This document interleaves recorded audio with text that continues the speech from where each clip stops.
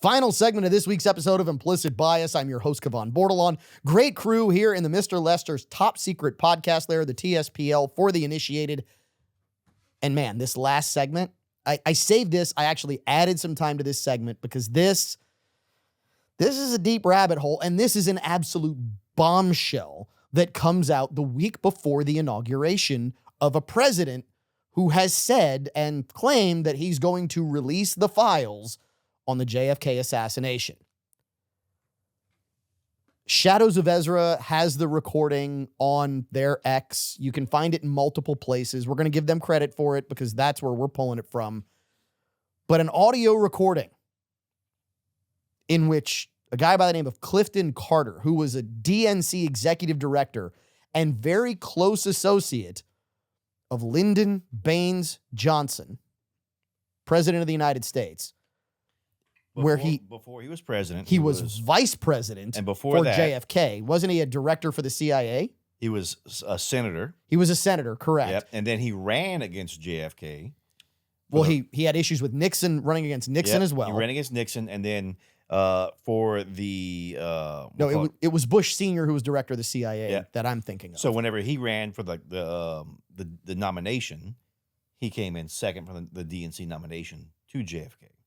And that's whenever he was all of a sudden chosen as the what? Vice president. Oh.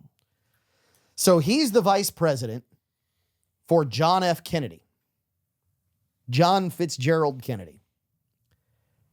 And Clifton Carter, not Clarence Carter, Clifton Carter alleges, and it's clear as day, that Lyndon Baines Johnson issued the order to a guy by the name of Mac Wallace to carry out the assassination of John F. Kennedy. Now, I'm going to pause and just get initial reaction. If you listened here in the TSPL, I actually put it out on our X. So if you go to the Implicit Bias Radio X, it's at Implicit Bias Rad, you will find that clip. And I said, oh yeah, we're going to talk about this.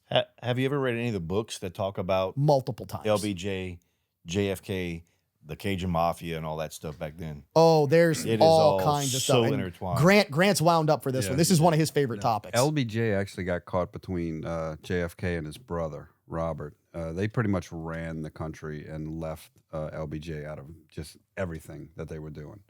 So he was stuck in such a position, and what you brought up was a good point, because it used to be the person who came in second in the nominations was automatically your vice presidential candidate.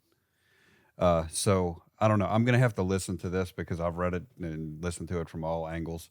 I don't know if LBJ could have pulled this off. This is I really don't. This is a really interesting rabbit hole. So there is a claim that Richard Nixon said, and I'm going to hopefully get the quote as right as possible, LBJ and I both wanted to be president. I wasn't willing to kill to get it. Ooh. Now, that is quoted in a couple of books. One of those books was, I believe the title of it was The Men Who Killed Kennedy. And take a guess who wrote the book. He was a former presidential advisor. He's been in these circles forever. And the name is going to be really poignant when I pull it out. Roger Stone. Is that the same Roger Stone that was involved with the Trump and went to jail? And they went after and Trump pardoned him? Uh-huh. Grant, you're connecting dots. Grant, what? No. Yeah, Grant, come on. What are the dots you're connecting here? What are the dots you're connecting? No, that's new. That's a new name to me. Because I'm going to say it. Here's the crazy thing for me. So you've got Roger Stone, who's politically connected for decades. You've got Trump, who sees the files and initially says, I'm going to release, and then says, I can't. People are still alive, and it's a problem. It's going to implicate people who are here today, and that's an issue, which I'm like, well, no, actually, that's not an issue because they need to be implicated if they were. Fine. And I don't know that that's exactly what it was. Maybe he felt it was going to affect some of the victims, something like that. Here's the big thing, though. When they went after Roger Stone, they basically set him up. They basically set up Roger Stone as they were trying to get to Trump.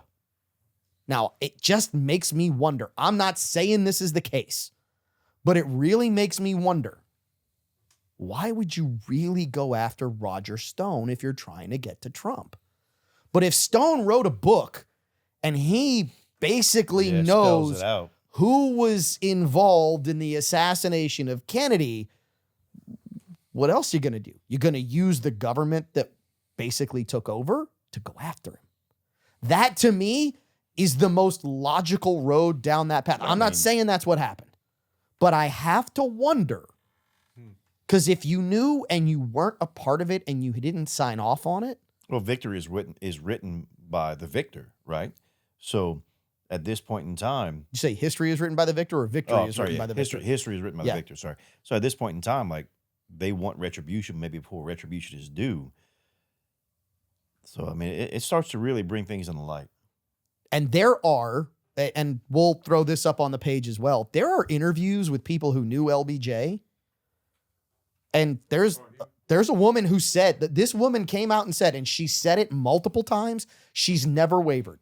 She said, because she was apparently romantically involved with him in some way, shape, or form, she said the night before the assassination in Dallas, Nixon was there, Bush Sr. was there, oil men were there, LBJ was there.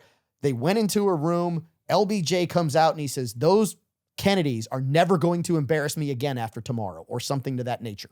Well, and I mean, it's well established that LBJ was a tyrant. I mean, he was power hungry, and he would do whatever he needed to do to get that power. But here's the crazy part. People who are that prone to error off of a want Yeah. usually aren't the ones really calling the shots, No. which makes me wonder if there was someone else behind him who was maybe pulling some puppet strings with him as well. Oh, you mean like the same situation we've had for the last 4 years here? Maybe. I mean, it makes me wonder if there are maybe foreign entities involved. Yeah. It makes me wonder We if know there's there were foreign foreign entities countries involved. There was Ukraine paid billions of dollars, and so Well, did that the was here. Chinese. That Yeah, was no, here. that- That was the last 4 years. Yeah, I'm that- talking back then. Yeah, that's Oh, yeah. us drawing foreign entities in, and then when you look at it, you can go into the meaning of foreign. Like, is it foreign countries being involved? Is it foreign governments being involved? Is it foreign? God, I'm bringing aliens back into it. Like interdimensional beings. There's a number of different things, right? When Right. you look at what exists, how it exists, and where knowledge comes from, there's always a hand at play that we don't see. Now, here's the really interesting part, because we've had this conversation on the show, and I've said I think that Lee Harvey Oswald was in the book depository? I think he was there. I Yeah. absolutely think he was there. Do I think he was either watching or maybe set up and was told, hey, something bad's going to happen. We're going to put you here to watch over? There are reports that surfaced of someone. So he was supposedly in the 4th floor. Yep. There are reports of someone who was allegedly in the 6th floor, When you which you would sit make, down, I mean, you really want to set him up. That's all you got to do is say, well, Well, we're going to and- put him in the 4th. We're going to put someone in the 6th. We're going to shoot him from the 6th. And that's going to well, be the that. other And I'll shots be- fired. He shot at law enforcement while he was running away because he was screaming things along the lines of like, I was framed. Yep. Yeah. I mean, I wouldn't doubt that he took a shot. From what I read, he couldn't have hit squat. No, I mean, But, the Marine you know- Corps trains you, but like, Not with that type of rifle no, and not with everything else. not with a what's an Italian rifle, a Caricano. Carcano, yeah. But they actually did a GSR test on him at the police station, and it came Yep. out negative. Now, that's interesting because we know he fired a gun at a police officer before he went to Right. the police station. I think that's the beauty, if you can use that word, in this situation of the Kennedy assassination. There was so many people from so many different angles who wanted him gone that some people with half amount of intelligence were able to concoct something to where everyone was to blame, yet no one was to blame. This is what brings me back to that whole it's an baptism of enigma. fire, right? Fire purifies. And when you think about all the different angles that could be worked around that story, you've got almost the same number of angles around the JFK assassination. And all I know is this. The one thing that I would put money on with the JFK assassination is that I want every single file released when Trump gets in office. I hope, I pray that he takes a big, huge flashlight, puts it out on the internet, and lets the citizen journalists who are actually doing real journalism dig in. And we start to see captions from them about how they work, about what they've done. I mean, look, even down to, because we're not getting that from journalists today. You can't tell me we're not. Caleb, Grant, I'm reading that book, Chaos, about the Manson murders. Right. That book actually documents that the CIA in the 60s had hundreds, if not thousands of reporters on their payroll to tell the story they wanted them to tell. If you think that's not happening today, or that maybe isn't happening anymore, or wasn't in the last couple of years, it's absolutely happening. It'll always on a be much there. larger scale. I don't think you'll ever have all the files.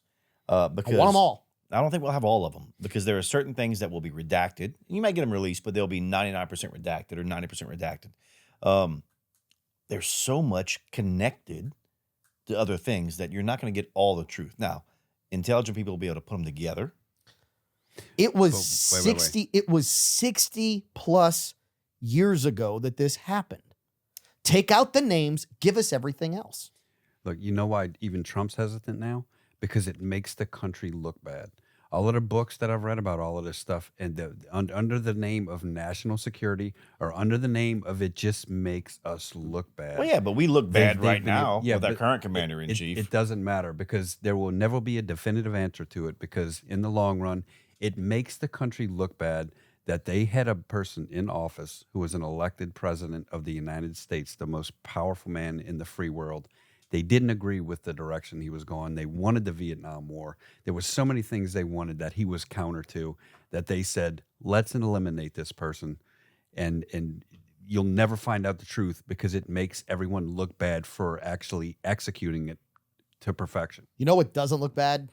This episode of Implicit Bias, which unfortunately we're getting the finger, and that means we've got to wrap it up. If you've missed any part of this show, if you want to catch our multiple weekly whiskeys on the show, our reviews of those, if you want to catch our cigar of the month, go find us wherever you get podcasts. Find us on X, YouTube, Instagram, Facebook, or just wait 7 more days and stick around for your Implicit Bias Radio. We'll see you in 7.